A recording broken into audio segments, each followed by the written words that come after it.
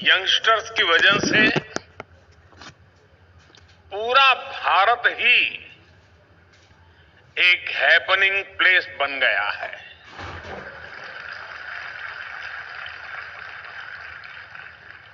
और ये कितना हैपनिंग है, ये हम पिछले 30 दिनों को ही देखें तो साफ साफ नजर आता है। और जब मैं 30 दिन की बात करता हूं ना, आप भी साथ साथ जरा अपने 30 दिन को जरा जोड़ते चलना। बीते हुए 30 दिन, आपकी यूनिवर्सिटी के 30 दिन भी याद कर लेना, और देश में और भी लोगों के पराक्रम 30 दिन में हुए वो भी याद कर लेना। मैं आपको, क्योंकि मेरे नौजवान साथियों आपके सामने मैं आज आया हूं, तो मैं भी अपना रिपोर्ट कार्ड आपको दे रहा हूं।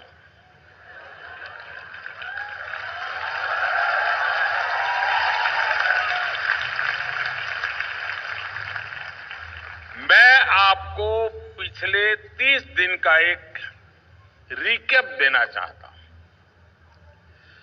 उससे आपको नए भारत की स्पीड और नए भारत का स्केल दोनों का पता चलेगा। साथियों, आप सबको याद होगा 23 अगस्त का वो दिन जब हार्ट बीट गले तक आ रही थी। भूल गए? हर कोई प्रार्थना कर रहा था कि भाई साहब ठीक रहे, कुछ गड़बड़ ना हो जाए। कर रहे थे ना? और फिर अचानक हर किसी का चेहरा खिल उठा।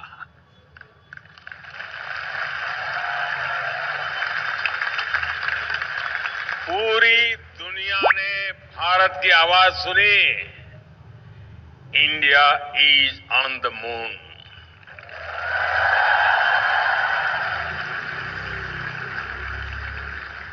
तेईस अगस्त की वो तारीख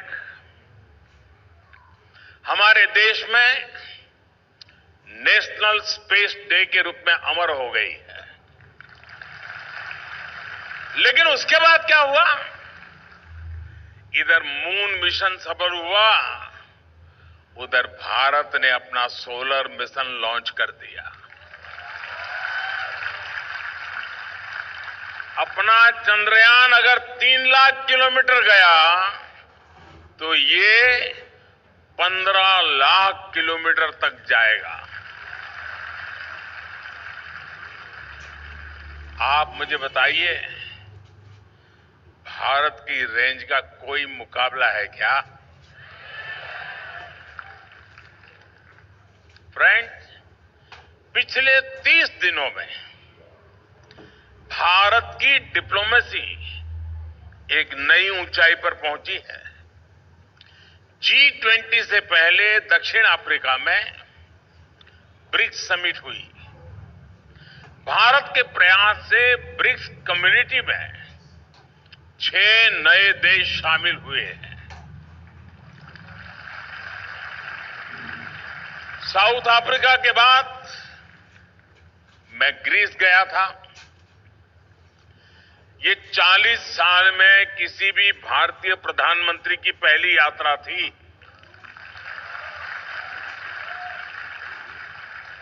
और जितने भी अच्छे काम है ना, वो करने के लिए आपने मुझे ही बिठाया है।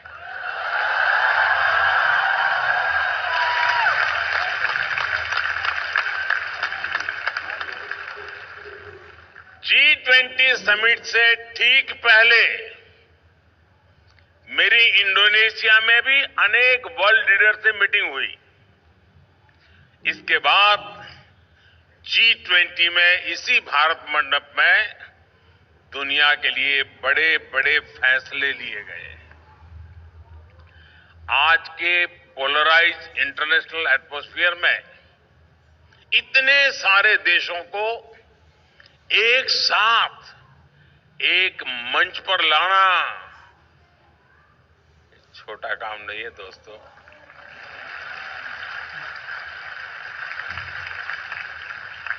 आप एक पिकनिक ऑर्गेनाइज करो ना, तो भी तय नहीं कर पाते हो कहां जाए।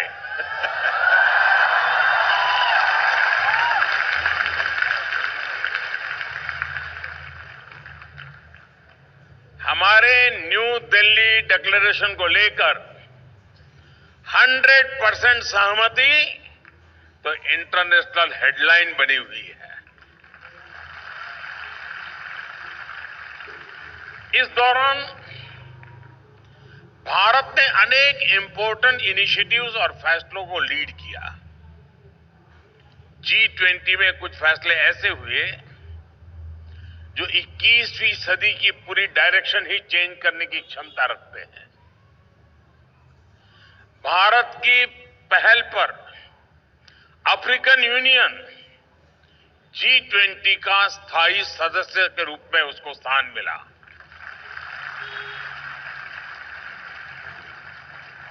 ग्लोबल बायोफ्यूल्स अलायंस का नेतृत्व भी भारत ने किया।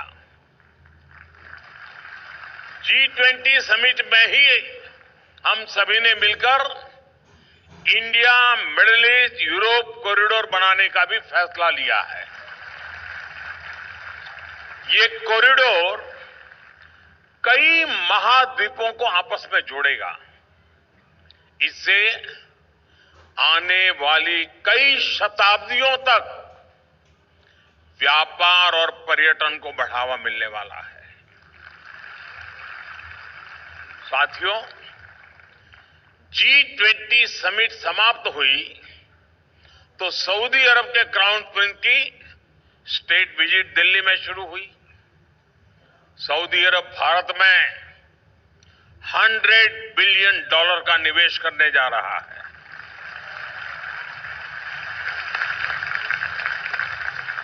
और मैं जो कथा सुना रहा हूं ना, ये 30 दिन की बता रहा हूं, फिर ऐसा नहीं आ रहे तो इतना सारा। बीते 30 दिनों में ही भारत के प्राइम मिनिस्टर के रूप में मेरी कुल 85 वर्ल्ड लीडर से मीटिंग हुई है।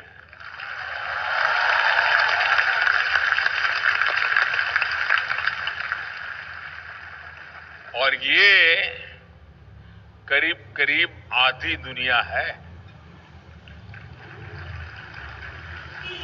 आप सोच रहे होंगे कि इससे आपको क्या फायदा होगा, होता है ना। जब भारत के रिश्ते दूसरे देशों से अच्छे होते हैं, जब नए नए देश भारत के साथ जुड़ते हैं, तो भारत के लिए भी नई अपॉर्चुनिटीज बनती हैं। हमें नया साथी मिलता है, नया मार्केट मिलता है, और इन सब का फायदा मेरे देश की युवा पीढ़ी को होता है।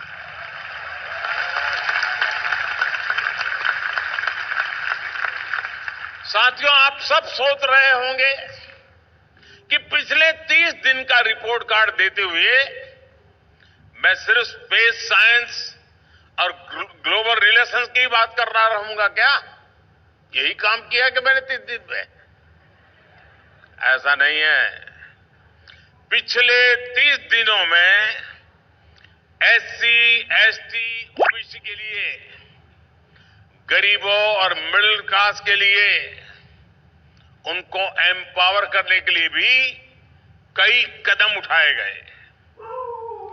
17 सितंबर को विश्वकर्मा जयंती पर PM विश्वकर्मा योजना लॉन्च की गई। ये योजना हमारे शिल्पकारों, कुशल कारीगरों, पारंपरिक काम से जुड़े साथियों के लिए है। रोजगार मेला लगाकर बीते 30 दिन में 1 लाख से ज्यादा नौजवानों को केंद्र सरकार में गवर्नमेंट जॉब दी गई है। जब से ये कार्यक्रम शुरू हुआ है, 6 लाख से ज्यादा युवक युवतियों को नियुक्ति पत्र दिए गए हैं। इन्हीं 30 दिनों में आपने देश के नए संसद भवन में पहले संसद सत्र को भी देखा है। देश के नए संसद भवन में पहला विधेयक पास हुआ जिसने पूरे देश को गर्व से भर दिया है। संसद ने नारी शक्ति वंदन अधिनियम के द्वारा विमेन लेड डेवलपमेंट के महत्व को सहर्ष स्वीकार किया। साथियों, बीते 30 दिनों में ही देश में इलेक्ट्रिक मोबिलिटी के विस्तार के लिए एक और बड़ा निर्णय हुआ। हमारी सरकार ने बैटरी एनर्जी स्टोरेज सिस्टम को एम्पावर करने की दिशा में एक महत्वपूर्ण योजना को स्वीकृति दी है। कुछ दिनों पहले द्वारका में अशोक भूमि इंटरनेशनल कन्वेंशन सेंटर को हमने राष्ट्र को समर्पित किया है। युवाओं को स्पोर्ट्स में अधिक अवसर मिले, इसके लिए मैंने वाराणसी में इंटरनेशनल क्रिकेट स्टेडियम का भी शिलान्यास किया। 2 दिन पहले मैंने 9 वंदे भारत ट्रेन्स को हरी झंडी दिखाई। एक दिन में एक साथ इतनी आधुनिक ट्रेनें शुरू होना भी हमारी स्पीड और स्केल का प्रमाण है। पेट्रोकेमिकल सेक्टर में भारत की आत्मनिर्भरता को बढ़ाने के लिए एक और बड़ा कदम इन 3 दिनों में हमने उठाया है।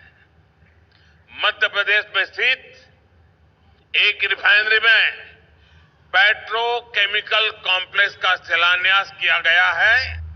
मध्य प्रदेश में ही रिन्यूएबल एनर्जी, आईटी पार्क, एक मेगा इंडस्ट्रियल पार्क और 6 नए औद्योगिक क्षेत्रों पर काम शुरू हुआ है। ये जितने भी काम मैंने गिनाए हैं, इनका सीधा संबंध युवाओं की स्किल से है, युवाओं के लिए जॉब क्रिएशन से है। ये लिस्ट इतनी लंबी है कि पूरा समय इसी में बीत जाएगा। ये 30 दिन का मेरा हिसाब मैं दे रहा था आपको।